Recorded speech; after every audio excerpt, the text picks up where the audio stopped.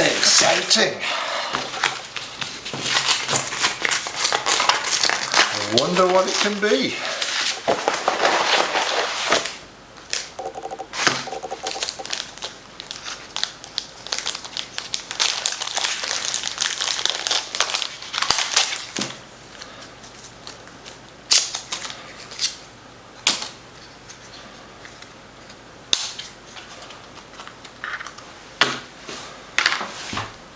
You have got to be kidding me.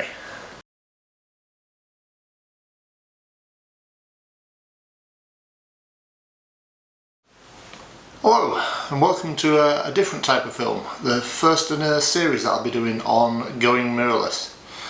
Bought my first DSLR back in 2005, a Canon 350D.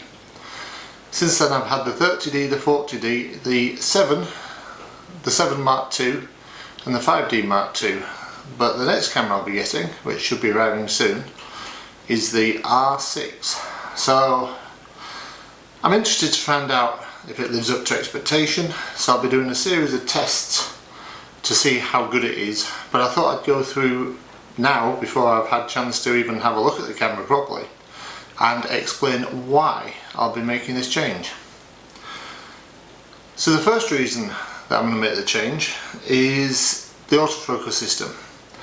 Now, from my understanding, this is like a cheat mode for bird photography, for bird in flight photography. It's supposed to be incredible, and this year I'll be spending a lot of time on boats. So I'll be running a series of workshops, going out and photographing seabirds and cetaceans, whales and dolphins from a moving boat. So anything that can help will be good.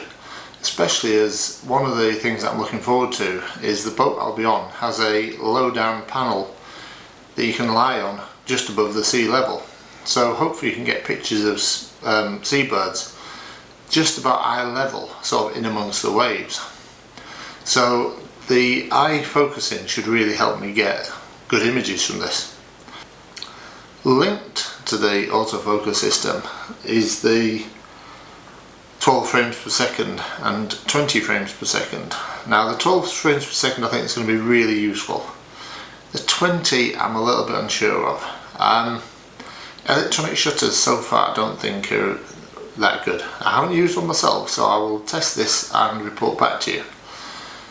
But the problem with them is the way they work is effectively it's like reading a book. They read the first line, then the second line, and they go along this way, so they sort of read down the image. So if you're moving, or the image is the subject is moving very quickly, you can end up with a distortion effect. Now the answer to this is a thing called a global shutter, which I think will be appearing soon in cameras such as the planned R1, possibly the R7, but if it is on the R7 I think I'm going to be really gutted, because I won't be getting the R7 for a couple of years having bought this camera. So the electronic shutter, I'll see. I think it'll work well in certain circumstances, and 20 frames per second would be great, but not so sure.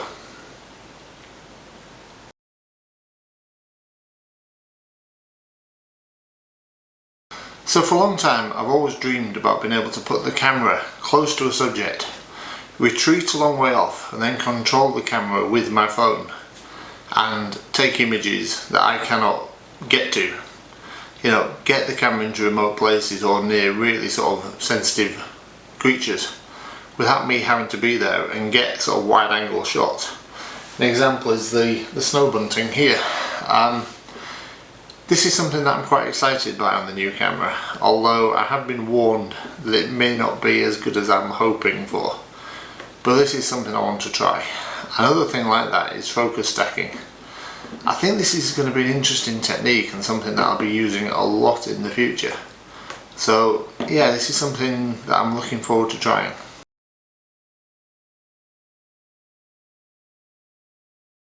Right, so another feature that I'm really looking forward to using on this camera is the video.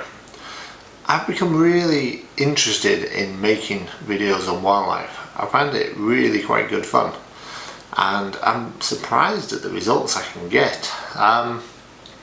But it could be better. I mean, a lot of the pieces that I've done to camera in the past have been pretty rubbish. The quality is just not as good as I'd like. Because normally I've been using this, which is my GoPro. She's got its nice little cover on it, which I think makes it look like a cartoon character. So I use the GoPro to sort of do most of the filming while I'm taking photos, and it's good for action. For the sort of stuff I'm doing, I could do with something better. So I'm really looking forward to seeing what this new camera can do. Might be quite heavy for walking along with a selfie stick, so I probably am still going to be using this. But as well as filming myself speaking during vlogs, I'm looking forward to seeing what this can do for filming wildlife. Again, I really enjoy filming wildlife. It's quite exciting, and this new camera has, as well as having 4K, which will be great, it has a high speed mode, so it'll do up to 120 frames per second at full HD. Now you then play it at normal speed, and for things like black grouse lecking, which is something I'm spending a lot of time on at the moment, I think that's going to look really good. So I'm looking forward to having a go. Also the dolphins, dolphins leaping but slowed down 4 times. I think that's going to look excellent. So I'm excited to know what this camera is going to be able to do. It's looking interesting. I hope this works. I hope it gives me a lot more control. This and the 5D give you some control, but not much. And I've particularly found sound quality to be appalling up to now. So we'll see how this goes.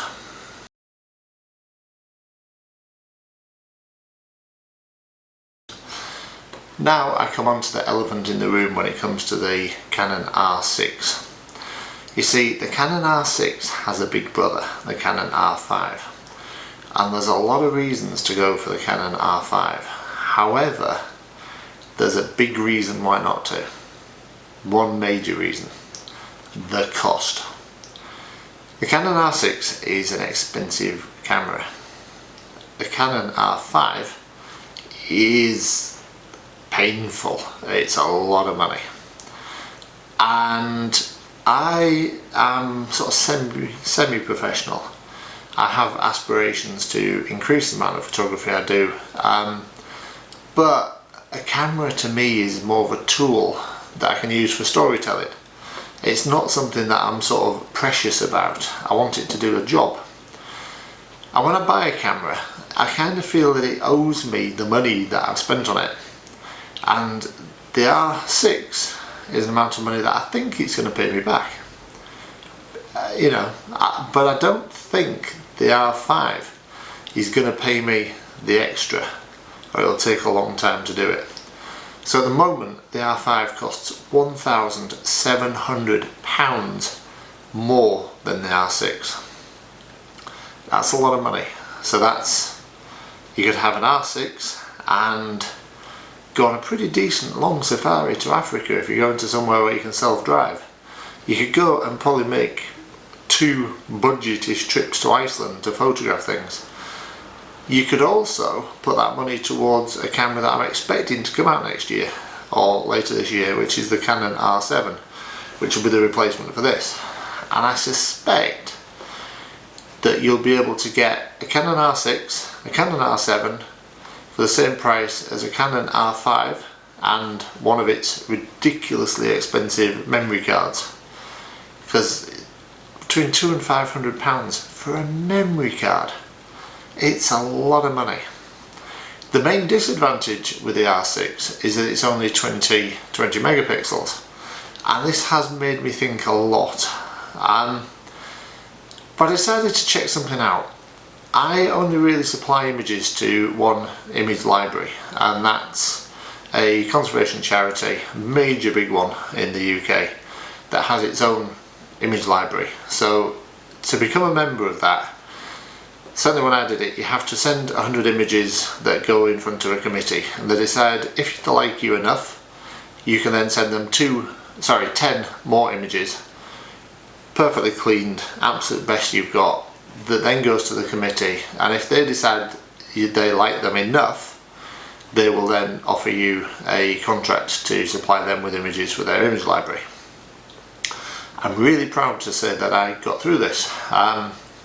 Need to start sending them more images. I'm a bit remiss at doing this, but I thought I'd contact them because when I originally joined, they had a minimum file size, which was not very big. So I thought I'd contact them and see whether that's changed or what it is now.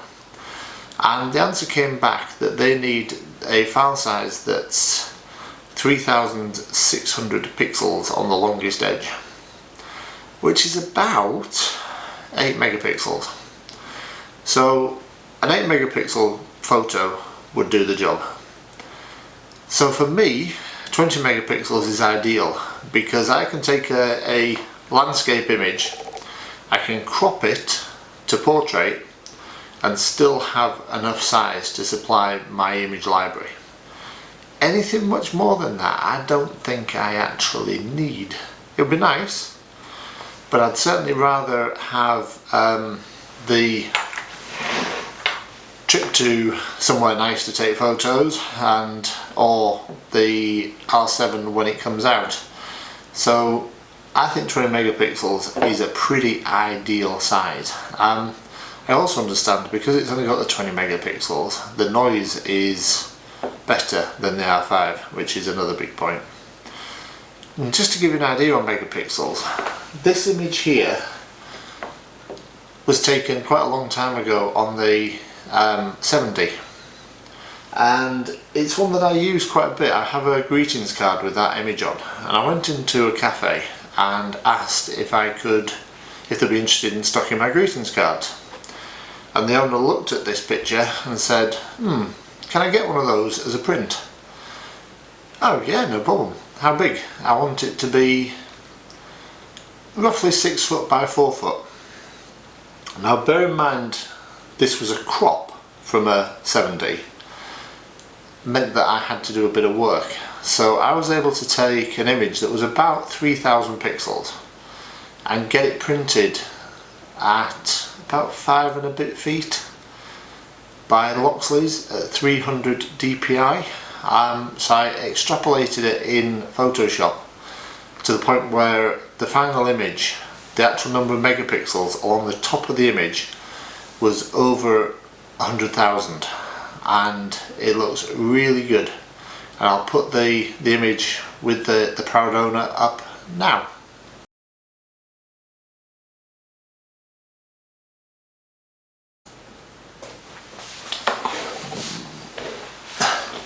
So I thought I'd put a nice spring image up at the end, sort of new shoots. We're coming into spring now, weather's looking great outside.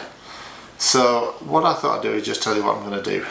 So I've put forward quite a few reasons why I've spent all this money on a camera, and I'm going to test them out and get to really know the camera, and then put out videos from now on showing how I'm getting on, what it's like going from a DSLR to a mirrorless, any tips, tricks that I can pick up, hints that I can give you, so that hopefully you can decide whether you want to go mirrorless, if you wanted to get a R6 or you decided that I've made a big mistake and you wanted to go and get the R5.